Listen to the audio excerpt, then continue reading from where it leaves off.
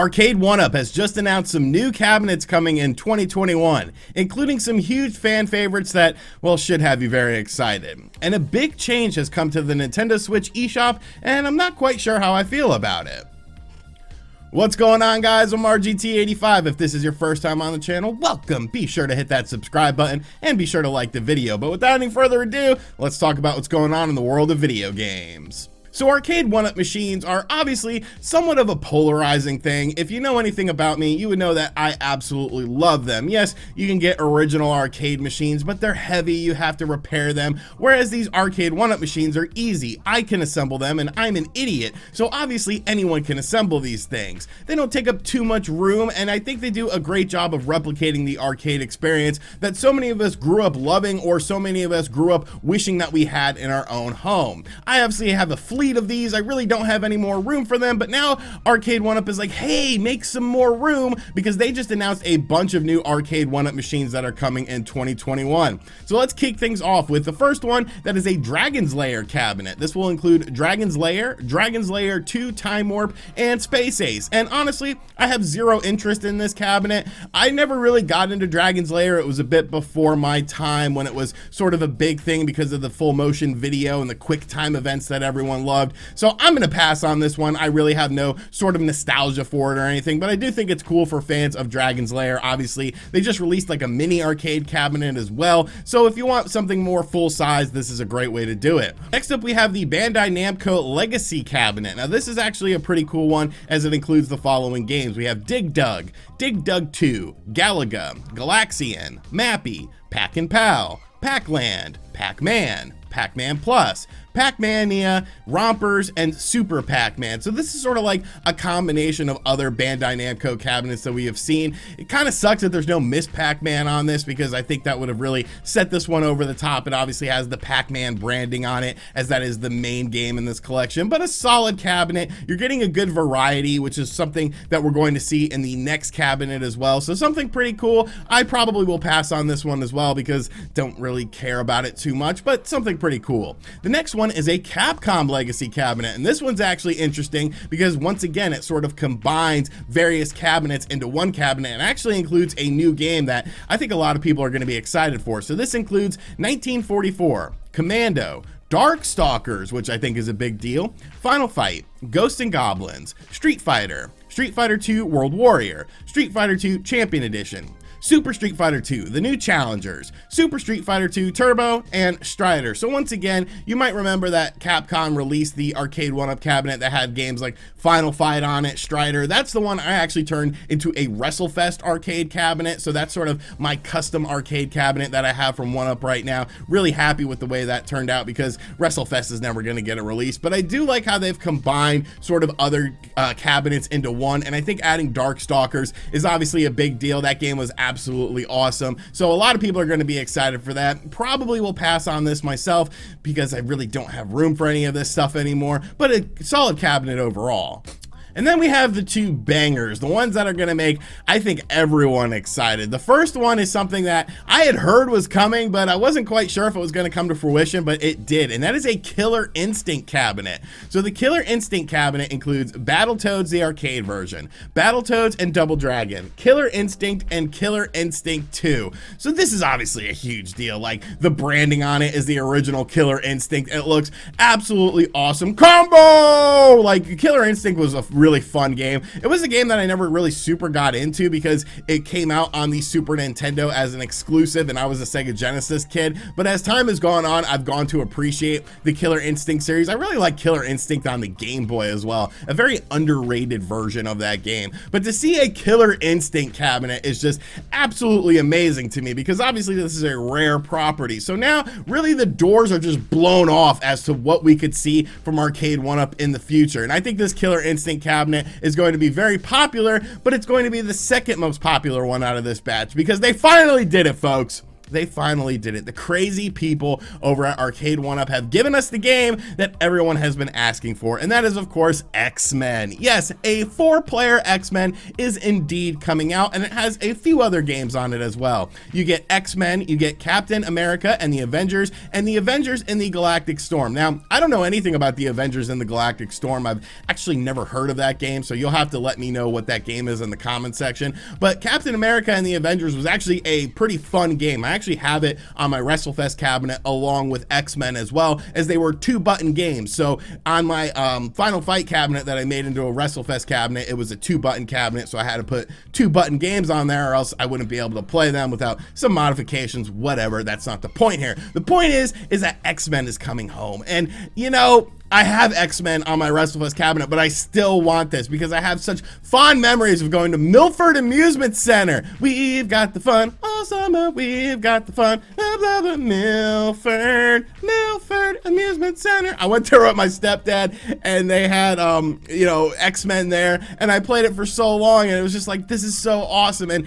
to see this finally getting an Arcade1Up release is absolutely fantastic. I absolutely love it, and I think it is absolutely great to see. Now, I'm kind of surprised because I heard rumors of 2 other games. One of the games was actually House of the Dead, because they've done Big Buck Hunter. So I was kind of expecting House of the Dead to be at the CES 2021 reveal for these Arcade1Up cabinets, but at the time of the filming of this video, it was not. I guess it could come later potentially, or it might be something that is, of course, announced during the summer. And The Simpsons. I was kind of surprised to not see The Simpsons there. I think The Simpsons is going to be, once again, a very popular arcade cabinet, just a timeless arcade game that still looks and plays beautifully. But really, there's a lot of great cabinets here, whether you like the older stuff like Dragon's Lair, or whether you like the more, you know, sort of 90s stuff like Killer Instinct, and of course XMen. Like, there's something for everyone with these, and I really enjoy Arcade1Up cabinets. I have literally 0 room for any more new ones, but I might just have to buy a house. I might just have to bite the bullet, buy a house,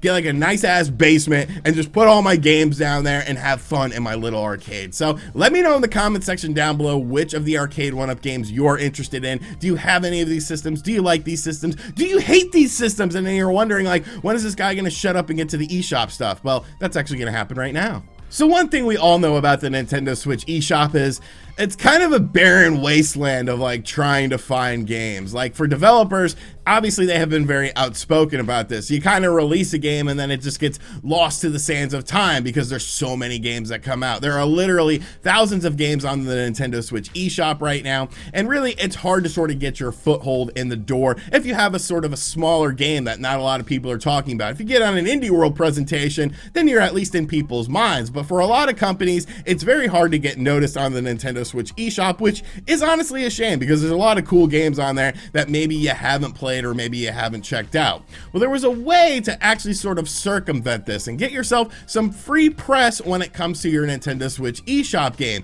that a lot of people were doing. You might remember seeing these sort of things. I'm sure I've talked about them in previous Nintendo Switch eShop sale videos, but that was basically making your game available at a lower price. And what this would do is, you know, you would put your game up there for like a penny or 50 cents or 99 cents. And what that does is it basically generates interest in that game, because the game would then shoot up to the best sellers list, because people will buy a game for $1. People will buy a game for 50 cents. And I think everyone will buy a game for a penny, even if it sucks. And then what that does is it essentially gives you free publicity and free press, because now your game is on the top sellers list. You're right up there with first party Nintendo games. Well, recently this has been happening less and less as far as heavily discounted games are concerned. And Go Nintendo actually did a story over the weekend talking about how the developer of Death Squared, which I'm sure was kind of breaking some sort of NDA stuff with this, had said that Nintendo was no longer allowing companies to discount their games to under $1.99. And this was sort of met with a bit of scrutiny. Some people were wondering, well, is this really the case? Was there some misinformation? So I decided to actually reach out to a developer friend of mine to sort of get some clarification on this situation. And they did indeed get back with me, and they said the following. Yes, I can confirm that as of September 29th of 2020, they changed it so the lowest price you could discount something is to $1.99. So essentially what that means is that you can no longer get games for less than $2 on the Nintendo Switch eShop during a sale. Now there are 2 games that are currently on sale on the Nintendo Switch eShop for 99 cents, but everything else is $1.99 or more. There's some $2 games as well. So I'm not quite sure if those games were put into place as far as the sales were concerned ahead of time. You know, maybe they did something where they were like, we're going to discount this game on X amount of dates. So that's sort of, it was grandfathered in or whatever. But going forward, there's not going to be any games less than $1.99 on the Nintendo Switch eShop sales games. So I think that's very interesting. I think for developers, it's kind of a positive thing because you don't have to worry about companies coming along and making their game like $1 or 50 cents or a penny and then skyrocketing up to the sales chart when you obviously can't do that with your game for whatever reasons. Maybe it costs too much to develop, and it was sort of, you know, a loophole in the system where companies were able to exploit this. But on the other hand, I do think it is kind of weird. Like, why is it an arbitrary $1.99 price? Why is that the cheapest you can go? Some new games are released at less than $1.99. You know, there's a game that I've been playing,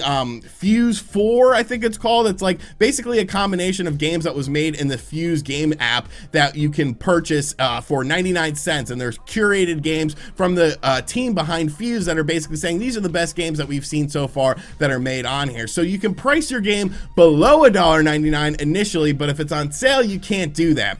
And I think that's kind of weird to me because it's kind of like Nintendo is putting like a hard stop and making a price gate for this. I think there's other ways they could have done this. I think they could have simply just made another chart. You know, if that's the big thing, that the best sellers was, of course, you know, causing all this commotion, you could have done something like have your newly released games, your best sellers game, and then your best sellers games that are on sale. And then that way people would be able to look at it and be like, oh, this game is a bestseller because it's on sale, and that's why people are gravitating towards that game. So it's a weird situation. I think for the most part, for developers, it will create a better space for them to release their games because they don't have to worry about companies, you know, just making the game a penny to sort of drum up interest in it. But on the other hand, it kind of limits the consumer a bit. Like, I will be honest with you guys, I have bought games that were, you know, a penny or 50 cents or $1 just on a whim because I was like, oh, this game is on sale. It's super cheap. I want to check it out. And yes, $2 isn't really that much more than $1, but still it does sort of limit what you could buy on the Nintendo Switch eShop by making a price gate of $1.99 on this. So I don't quite know how to feel about this. I think Nintendo could have definitely handled this in a bit of a different way. I think they could have, like I said, made a different chart specifically for games that were on sale so that way people can know why these people are buying these games. But I guess it is what it is. So let me know in the comments section down below if you like this or you sort of disagree with this. I think if you're a developer, you will like this, but I think if you're a consumer, you're probably not going to like this because you probably bought some games on a whim that were on sale for super cheap just because they were on sale for super cheap. Alright, and that is going to do it for today's video. I hope you guys enjoyed it. Be sure to let me know what you think of everything in the comment section down below. Are you snagging any of those Arcade1Up cabinets? I'm probably going to. I have no idea where I'm going to put them, but you know, we'll figure something out, man. We'll figure something out. And do you like the major change to the Nintendo Switch eShop that is essentially just going to make you pay more for games? And as always, guys, thank you for checking out this video. And I just want to mention something. I believe on Saturday I said it was time to put respect on LaMelo Ball's name, and then LaMelo Ball, I don't know, he might have had the youngest triple-double in NBA history. Just an absolute masterful performance. Look, people, I know basketball, okay? I could see how things are going, and LaMelo Ball is going to be a stud. Whether you like the Ball family or not, that's besides the point. The point is here, put respect on LaMelo Ball's name. If he keeps coming off the bench, he's the sixth man of the year. He's the rookie of the year, more than likely already. It's going to be a very fun season for Hornets fans, but the Hornets are playing the Knicks tonight, so I'm kind of conflicted. At least either way, I win, because if the Hornets win, I'm happy. If the Knicks win, I'm happy. Maybe you could go to a tie like in the NFL. And as always, I'll catch you guys on the next video. Later.